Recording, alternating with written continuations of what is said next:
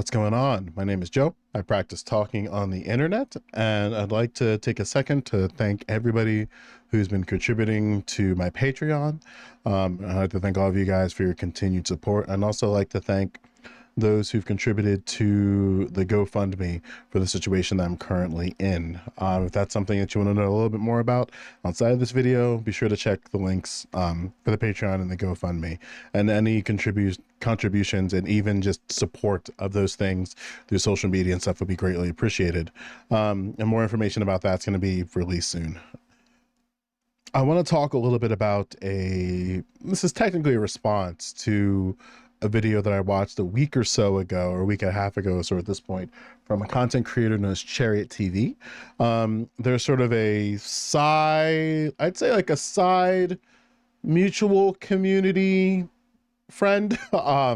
We've had different sort of like intersections, but never engaged like one-on-one. I don't want this to be something where it's like just the dumb drama. Oh my God, response video, insert dubstep bullshit. There was something a Chariot said in their video, which I really thought was important to talk about. And I think that the analysis was a little rough in this aspect. So I want to sort of contextualize something and then get you guys on your way.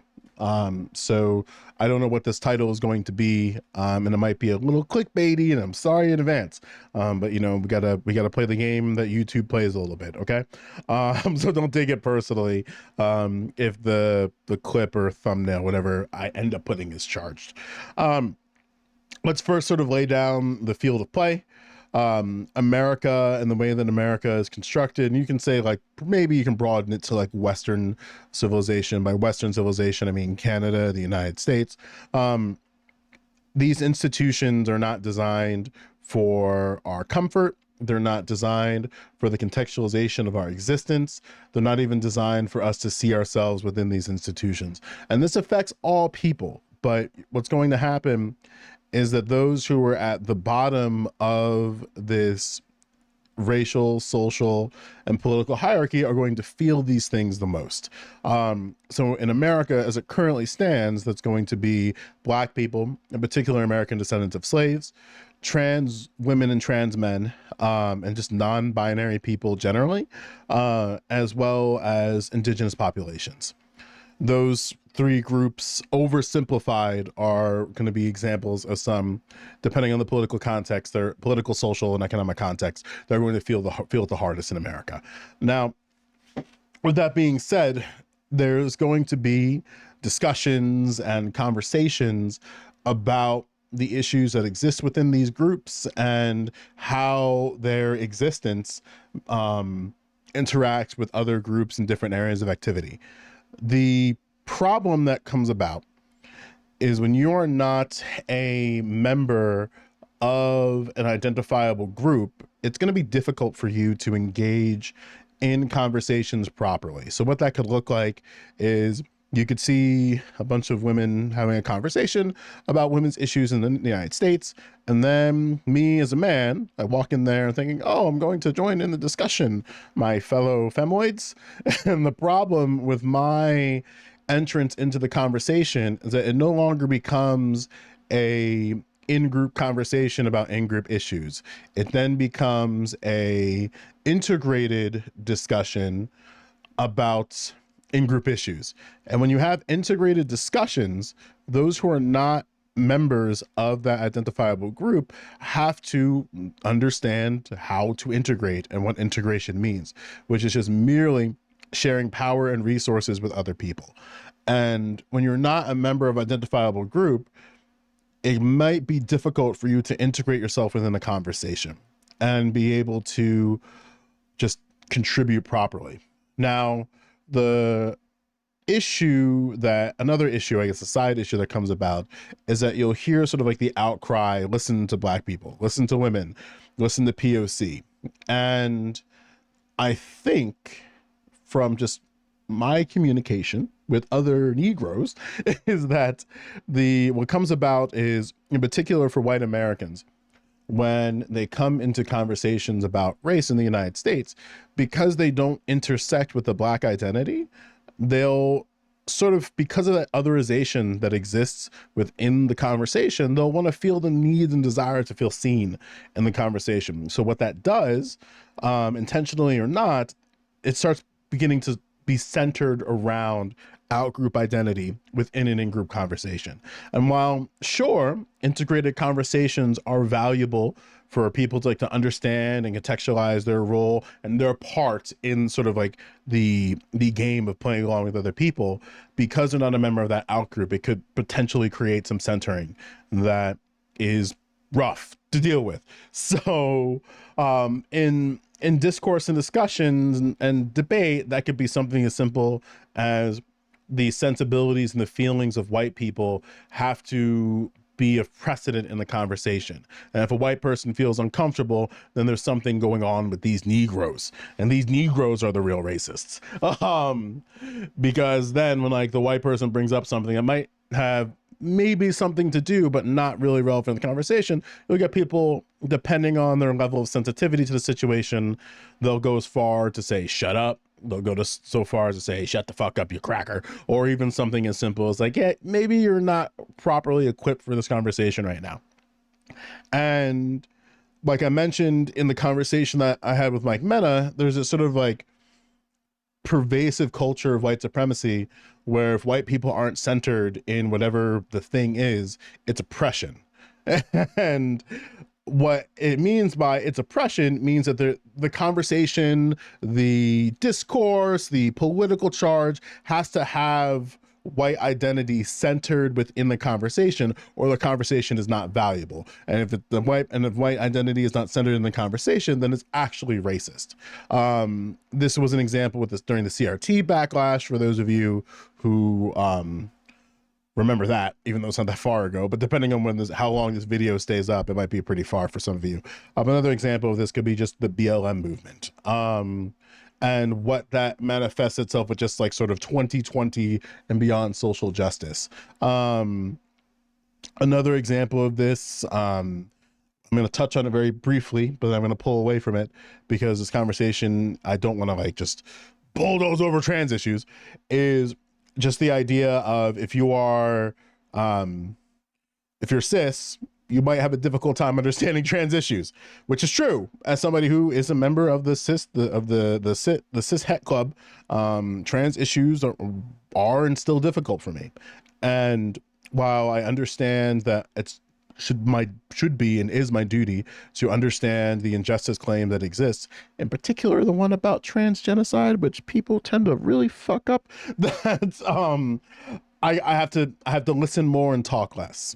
And if I do talk, there's like ways of going about the conversation that could help expand my understanding. But even when I'm trying to expand my understanding, I can't unintentionally censor myself within the conversation, which happens a lot. The cishet army really likes to censor themselves in the issues of trans people.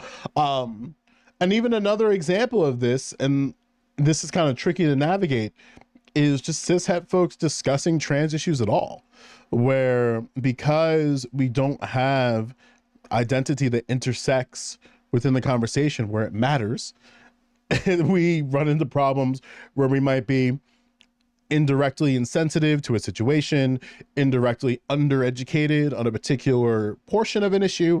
And while you might have intersection when it comes to your relationship with trans people relative to the institution that you're in, so I'm talking about like teachers, guidance counselors, school administration, school board members, you're still not quite able to contribute in the conversation because you're not a member of the identifiable group. And if you are a member of an identifiable group, then that's great, because then you can, like me as a Black person, you can contribute in the conversation of like, I'm directly interfacing with these institutions, and this is what I see from this perspective.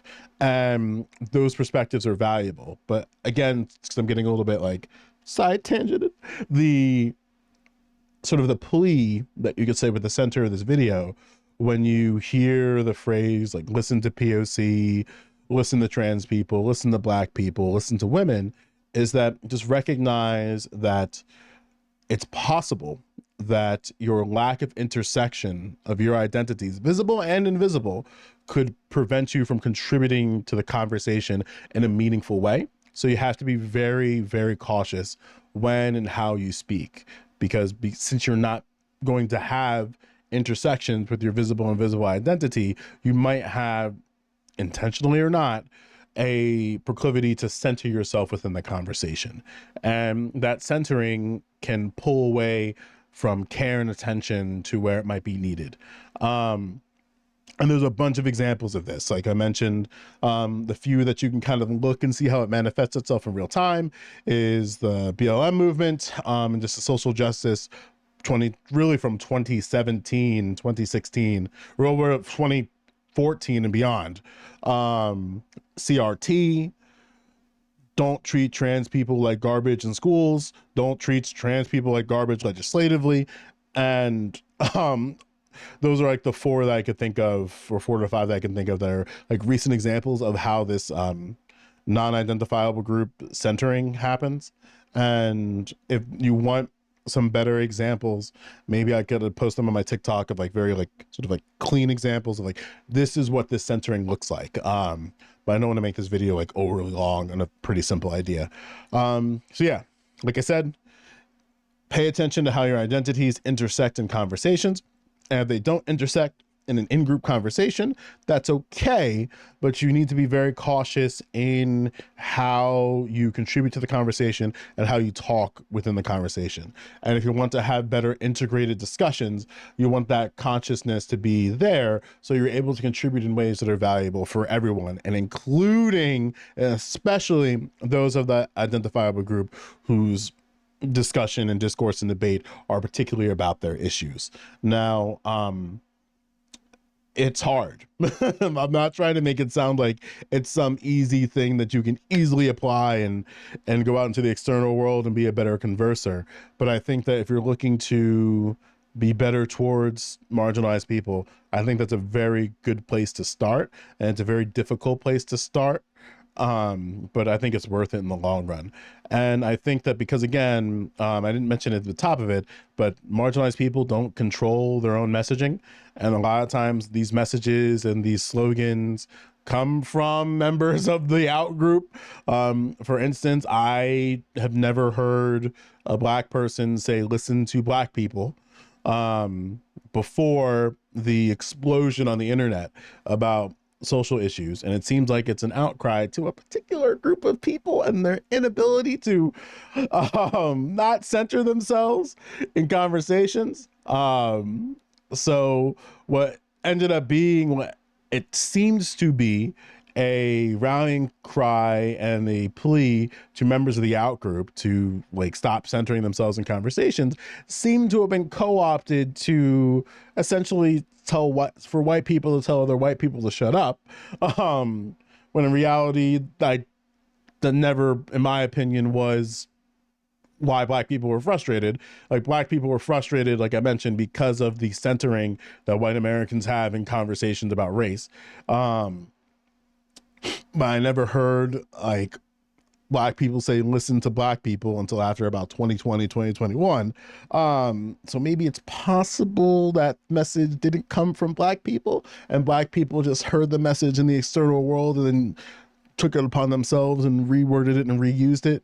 I'm pretty sure that's what happened. But again, like, correct me if I'm wrong in terms of internet lore. But anyway, look, we want to have better conversations. Integrated conversations are very, very important. Non-integrated conversations are also very important. And just because you see a non-integrated conversation doesn't mean that you need to be contributing to the conversation. Because once you go into there as a member of a non-member of that group, it's then going to be an integrated conversation, and then things are going to have to shift a little differently, unless those, well, not even unless, it will need to shift because you have different identities at the table. And because you have like an integrated community of identities, then things are going to manifest itself and look differently from individual to individual and group to group.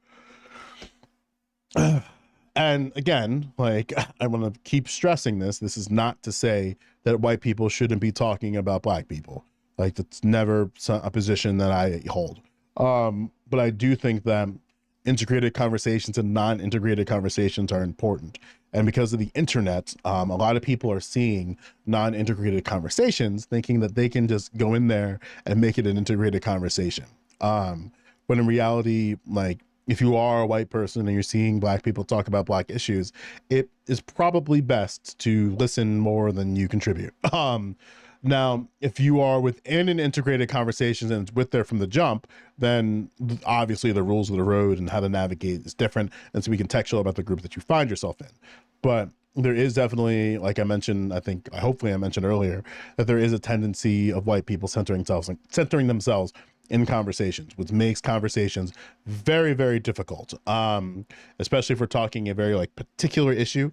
An example of this is like reparations, where white people feel the need to center themselves in conversations about reparations, when in reality you should probably listen and understand and contextualize more than you contribute. A way this manifests itself is you'll hear the very common slogan, well, reparations alienates white people. And why do you think people are saying reparations alienates white people? Because even in a conversation about reparations, there's a desire, intentionally or otherwise, for white Americans to want to center themselves in the conversation, or that white identity and whiteness is centered in the conversation, even in conversations about Black people, in particular reparations. And it's a frustrating thing to deal with in real time. Especially if we remember back from the very, very beginning of this, where it's like the world is not designed, the institution in this world is not designed for Black people. It's not designed for our comfort. It's not designed for the contextualization of our existence. Our education system is not designed for the contextualization of our existence. We needed to be given rights in order to be as close to whole citizens as possible. And even that was messed up and not really actualized. So there's issues that exist because Black people were not part of the American project. They were part of the American project, but just for means of labor, and we weren't treated as humans. And we just recently were treated as humans, as much as you'd say, depending on where you put your stylus, anywhere between 1920 and 1980, where you start seeing Black people not be treated less than human. Even that's kind of murky. Just ask James Baldwin. Anyway, that's all I got. I hope this was a little bit helpful. Again, if this is the first time you're seeing this video, because I think I'm gonna like put it out in certain places where I'm having these conversations. Just remember this, you know, if your identity does not intersect in the conversation that exists with a particular group, you're going to have a difficult time contributing to that conversation. So when you do contribute yourself in the conversation, just be careful that you're not indirectly centering yourself in the conversation, because that tends to be a tendency that exists. But hey, that's all I got. Have a good rest of your day, weekend, or evening, depending on where you find this video, and I will see y'all soon.